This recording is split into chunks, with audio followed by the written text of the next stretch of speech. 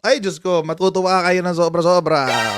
Atong balita sa EAT. Papakita ko na sa inyo para ano.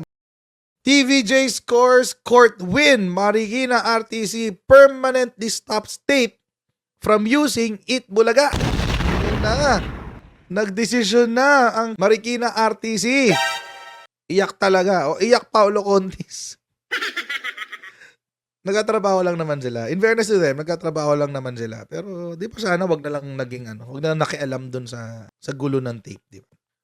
Moreover, it ordered tape to pay. Ay, Diyos ko, magbabayad pa.